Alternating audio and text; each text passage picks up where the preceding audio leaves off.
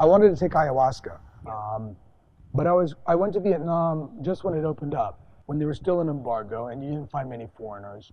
How do you open a restaurant? You don't speak the language. You have no idea what you're doing. You're not legally allowed to be there. How do you do that? And so a lot of those stories were there, and I was learning a lot of different things. I just remember one night going out, and we drank, and we went from place to place to place to place, walking around, and eventually I couldn't drink anymore. I was absolutely hammered. And I see a Ciclo driver, and I jump in. I'm like, take me home.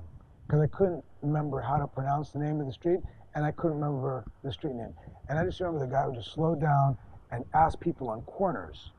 Next minute, I'm at my apartment. I was like, how the hell do they know that? So they had cells in the old days, so they were taught how to basically observe people from the Eastern European countries. So there's a cell on each corner that would report of any weird activities that might have happened on that street. And everybody knew everything. I thought that was amazing. Safest place in the world.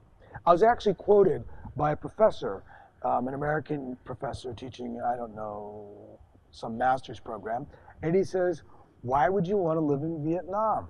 Right? I mean, I lived in San Francisco, one of the great cities of the world. And I said, you know, I actually prefer to live in a police state with no guns than a democracy with guns. And that's the truth of the matter. I didn't cook authentic Vietnamese for Bill Clinton. Okay. So Bill Clinton's a vegan. So I cooked him a vegetarian thali because I understood that one of his favorite cuisines is actually Indian, but there's no dairy and stuff like that, so I did that for him.